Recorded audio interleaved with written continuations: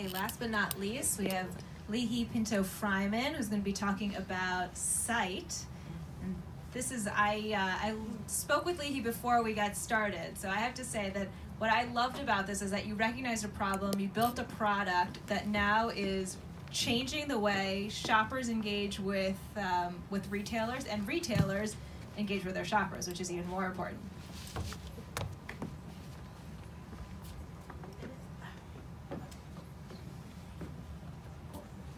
So hello, my name is Lihi, and I'm one of the co-founders of Syte. We founded Syte. So what do we do at Syte? We actually provide retailers, brands, with visual search, image recognition capabilities. We founded the company in 2015. We were working in stealth mode until actually December 2017. We're now okay. Until today, we raised $10 million. We are 48. We will be 48 by the end of the month, by the end of next month. And we have offices in Tel Aviv, in Geneva, and in London. So I wanted to share with you just a little bit about where we are today in our startup journey, just so you can, for you to say, why am I even listening to her? So I wanted to show you what we've achieved so far. We work with some of the biggest brands that you are familiar with. We work with Nike, we work with Marks & Spencer's, we work with Farfetch. And what we do for them is we allow them to connect with their users all by visual. So if I go to a friend's house and I see a lamp that I really like or a sofa, I can take a picture, send it to my favorite retailers, and no explanation needed. They will be able to show me everything that they have in their inventory just by me sending that image. This is one solution that we have. Basically, on our platform of visual search, we've built a number of products. Find similar, shop similar, complete the look, camera buttons, smart mirrors, in-store tablets.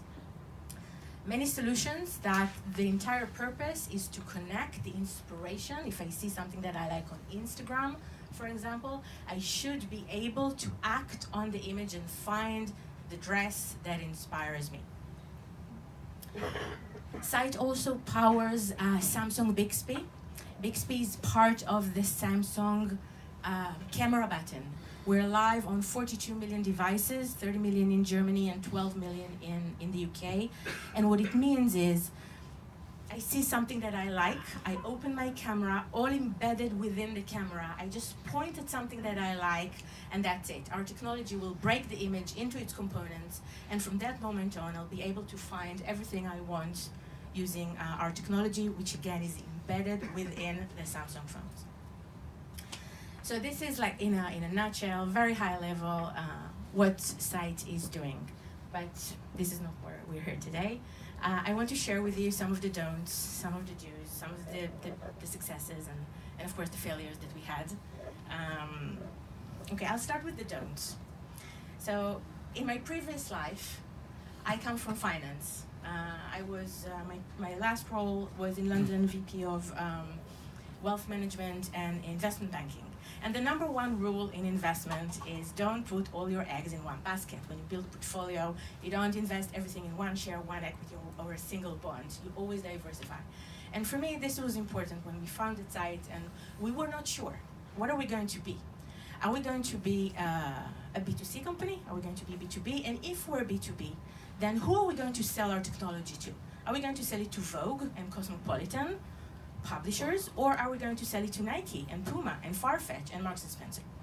So we didn't know that, which relates to my next slide. We didn't know, but we were researching and thinking, and most importantly, talking to those businesses, to those publishers, to those retailers, to those brands, listening to them.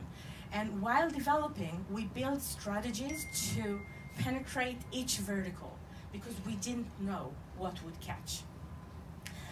Another example of don't put all your eggs in one basket for me would be to never work with one big customer. We are now B2B, so my entire talk is around B2B, not B2C. So it doesn't matter how amazing the company that you're going to work with is. It can be Walmart, it can be Procter & Gamble, doesn't matter. Never focus on one customer, because what can happen then is for them to, they're big companies, it takes time with them, you can do a great POC, you can think it's great, but after 18 months, when you run out of money, suddenly they're choosing to work with IBM because no one got fired for working with IBM. So my suggestion would be, if you have an opportunity to work with a giant, that's absolutely great, but don't forget to take another 3 smaller ones and be obsessed about it, that you're not just following one retailer or one customer, and you have a plan B. The second don't for me is, don't ever assume you know anything. It really relates to what you said earlier. We know nothing. We're developing, we are in love with our product, we think it's a game changer, but we don't know. We have to be super humble. We just don't know. What we think is great might eventually not deliver, not convert, will not provide ROI. And maybe it's not even something that our customers are looking for. So my advice here would be, listen to them, interview them, research. Ask them questions, because your potential customers, they know, they have the answers. You might have the ability to develop something clever for them, but they know, usually, they know what they want. My other don't would be, don't be afraid to make mistakes. Just recover really quickly. I'll give you an example. Initially, we thought it was going to be a B2C play, because it only makes sense. I love your top. I want to get it for my husband. I should be able to open my app, take a photo, and find what I'm looking for. So classic B2C. So we were very excited. I spent a lot of money on a beautiful video that is now archived. Beautiful video, cost me a fortune. Top models from Israel, top producers for that B2C app. We spent a similar fortune on actually developing that app, the Syte B2C app. And on the same, actually it's mind-blowing, that on the same day that everything was ready, yeah? The app, the video, we were super excited. Same day, we got approached by someone who came to our office, like physically, and said, hello, I represent Kim Kardashian, and we have built an app that Kim Kardashian will be the ambassador of, and that app will be the Shazam of fashion. Will you help us with the technology behind it? And we were like, whoa, whoa, whoa. Are we going to now compete with Kim Kardashian? Maybe not. So we had to recover very, very quickly, and this is exactly what we've done. We actually collaborated with them, and if you go to Screenshop today, which is the Kardashian Ambassador app, you see that Syte powers that technology. So and that relates to my previous slide, because we didn't put all our baskets in all our eggs in one basket. We realized that this is now an opportunity for us, because if we sell our technology to them, there might be other apps that will search for visual search technology to power their app, and maybe there will be another influencer attached to it. My other don't would be never, never, never slow down. It's very easy, if things are going well, and you find something, and you have a technology, and it's working great, and you have customers that enjoy it, you can now sit and relax, right? Go to the spa. No. You were talking about work-life balance. I need to learn about this, because I'm not there yet. But basically, if in today's life, once you developed something, once you came up with an idea, that's it. It's out there, and hopefully in 2 years' time, but sometimes even in 1 year's time, if it's really great, someone else can do it. So you can never relax in startup life. It's like in מבצע סבתא, you know that saying, right? אתה מתחיל, you start as strong as you can, and then gradually you accelerate. So this is my, don't ever slow down. My do's would be, everyone talks about product market fit. It's super, super important. But I want to talk about go-to-market fit. Because once you found that product market fit, now it's a question of duplicating it and finding the right market for it. Because if we would not focus on the right segments in our go-to-market strategy, we would fail. And go-to-market strategy, in my eyes, the minute you find it, this is where you move from survival mode to thrival mode, because you found your space. And it takes time. And usually you fail a few times before you actually find your go-to market. But it's worth it. Once you find it, then... Now, if I had to choose the biggest, the strongest do, it would be it.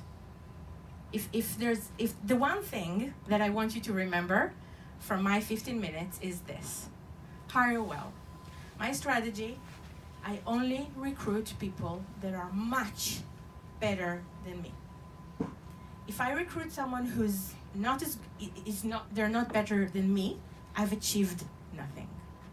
So it creates a culture, a DNA of very successful people. And once I hire someone really, really like a talent, then that's it. I can just enjoy. I'll mentor them. I'll be with them. I'll support them.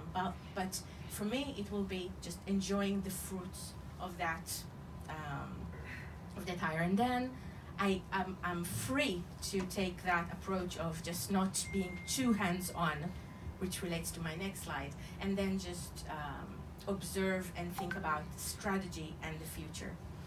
I didn't know that hire well was the most important thing, and I think I can talk about this for a long time, but I want to say this. Companies like Google can afford to take an amazing person that have capabilities and talent and train them. I don't have that privilege. So I need to be able to recruit people that can hit the ground running. And I think that they teach us at university, at business schools, they teach us, get the right person and you can just make them. For me, I think it's the wrong advice for young startups. You gotta recruit people that can hit the ground running and that have done it before and that can bring you value from day one. Because the thing that I don't have is time. And we all have to gate our time, so we need to find people that can just help us grow quickly. So the next deal would be unlearn. Now, what is unlearn? It's like, why would we want to unlearn something?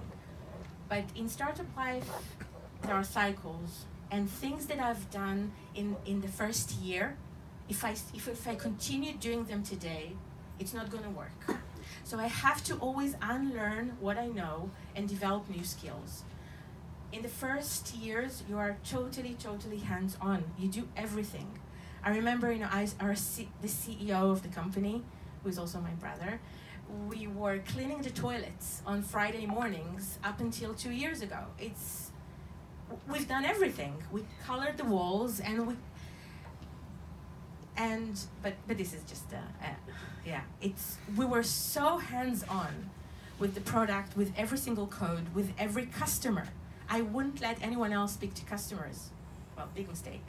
I need to hire people that can be so much better than me speaking with customers. So unlearning for me, it's a big deal.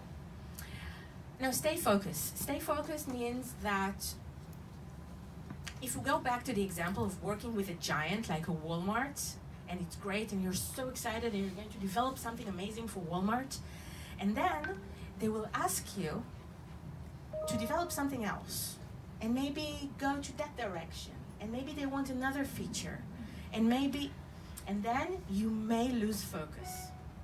Now you're thinking, well, how can I say no to Walmart? How can I say no to a giant? Well, you have to do it. You have to stay focused.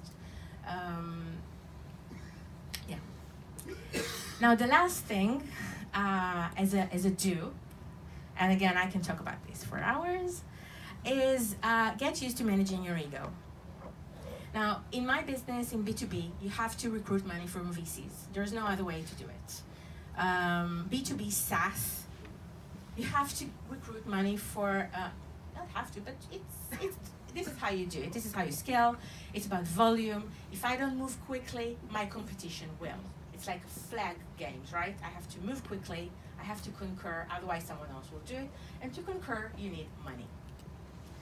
And when you go to VCs to get money as a first-time entrepreneur, it can be quite an experience. Say no more.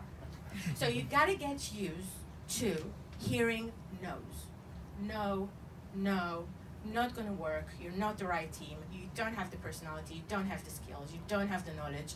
You don't have the experience. You're just a big, big no. Okay? And you hear that 5 times a day sometimes. And I think I developed a little system for myself. It worked back then. Now it's kind of different. Now they want to invest in us. But actually, that's the fun part. When it flips and suddenly you have ARR and money is flowing and you don't need them, then they're really, okay, but going back to the no's. So what worked for me is I used to hear the no, it would hurt me, and they would have all the right reasons why not to invest in us. All the right reasons. Some of them were more aggressive about it, some were more polite, mostly aggressive. And then I would say to myself, in the lift, I would go down the lift and say to myself, I feel really bad. I feel lousy. But actually, I feel bad for them. And that's it, and I faked it until I made it. So that's my advice to you. And the last one would be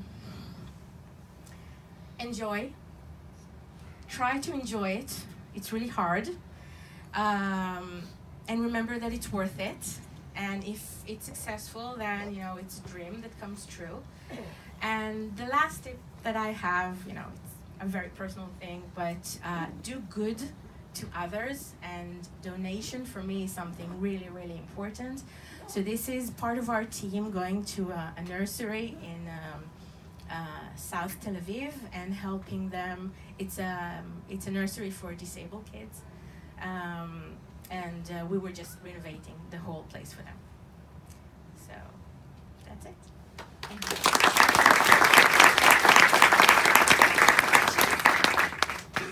Yeah, hi. Hi. So it's not a question, it's a comment, and might sound like criticism, because it is. I hope you won't take it the wrong way, but I think it's important to state out. I was trying to contact you as a CEO of a startup, a quite well-funded startup. I was trying to contact you personally and other team players of your company, and it was almost impossible to reach out to you guys. And when we reached out, it was unbearable to speak with you. With not me you, personally? No, not with you personally, but with, I've just heard it's your brother, but your brother, the CTO, the VP R&D. It was a very, very bad experience from our end. And I have to say, I didn't ever, not in Israel, faced such a thing. Okay. You mentioned about saying no's. So I was, we wanted to partner up. We wanted to pay money. And I was more than happy to hear no, but what I wasn't ready is to hear nothing and not getting answer to my emails, to my WhatsApp, to my calls, and that's a bad experience. And this is a small industry, and the wheels are.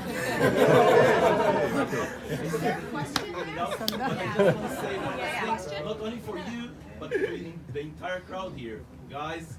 It's Israel. Answer entrepreneurs. Okay, can we have a help question them, if you have one? And if you don't, then we're going No, to... I'm sorry, it's said. It's not a question. Thank it's a you. comment. Okay, another question? That's it. Yeah. You mentioned hiring well, and hiring well is super important, but when you're just starting out, you have maybe your own money and maybe just a seed money that you got, and you want people, like you said, that can hit the ground running, meaning that they are already trained, they are already experienced, and they want salaries that are in relation to their experience. How do you do that in a young startup? So in our case, initially we were bootstrapped, so it was just our savings that we had to pay, which is tough. But we also, the first person who joined us, the co-founders, he was a friend from years ago, so he was willing, with for the right dream and the right options, he was willing to earn less. But you got to, you have to find these people that will share your dream and, will settle for less money at the beginning and more, sometimes even not options, sometimes equity. Okay. Yeah, so that's the answer, I think. Equity, yeah. The Kardashian app that you said, do the user know it's your app? No, we don't need that. Yeah, so the user doesn't know, and the user actually, when we operate, we work with Nike and Farfetch and Marks and Spencer, and the user doesn't know. It's a classic B2B SaaS model, software as a service. That's it. I don't need the users to know. I need 2,000 retailers to pay me $10,000 a month, and I'm good. Yeah. That's what I need. I don't need the user to know. That's the main difference between the C and the B plane. Can I ask a question up here? Yeah, sure. Yeah. There. Oh, I'm like, yeah. Hi. How do you avoid being strong-armed into making a single license with a large player? Oh, okay, wow. Can you repeat the question? You just say no. Yeah, so the question is about exclusivity. Big players in the market will ask you for exclusivity. Nike did, and then you say no, and then they appreciate that you're a SaaS company and you have a technology that is very strong, and you cannot, if they have, you know what you can say to them? If you have $500 million, then it's yours. Simple. What about your competitors? The competition will do the same. They have to do the same, because if you give exclusivity to one, then you can close the business. That's it. Simple. You say no. Yeah. Yeah. Yeah. You said that your co-founder is your brother. Yeah. This sometimes is a big no-no for VCs and investors. How did they react, and how did you handle this? So the plot thickens. Okay. Because my other co-founder is my husband. And it gets even worse. It gets worse. Because when we came up with the idea, we quickly, actually my husband, who is the real genius, he realized that in order to achieve what we're trying to achieve, we need to collaborate with someone from CERN, like a nuclear physicist that will join us and will help us build what we're trying to build. So we contacted a few scientists from CERN in Geneva. This is why we have an office in Geneva. And Dr. Helge Voss, who was one of the pioneers in machine learning worldwide, he helped to find the Higgs particle. Yeah? So Dr. Helge Voss joined us when we were still in London. He came to our house. He'd never left we booked a hotel and everything, and he never left. And since then, it's a true story. Since then, he's been living in our house 1 week. He's 1 week in Geneva and 1 week at our mamad in our house. He never went to a hotel. Now it's actually 1 week every 2 weeks. But going back to your question, yes, it's a big issue, because working with a family, it's 0 or 1. It can be a complete disaster, or it can be your secret sauce. For us, I knew it as a child, that I will work with my brother, and I knew that I will work with my husband, and we're a commando, and that's it. That's our secret sauce. So if you're confident, that's it. But this is just accepted it? No, they didn't accept it. They didn't accept it, they didn't like it, and we went through, it was tough, but like everything in life, when you're focused and you know that it's the right thing, then that's the message that you convey. That's it. But they didn't like it. Absolutely. Awesome. Thank you. Yeah. Will you stay around for questions for a few minutes? Yes. Okay.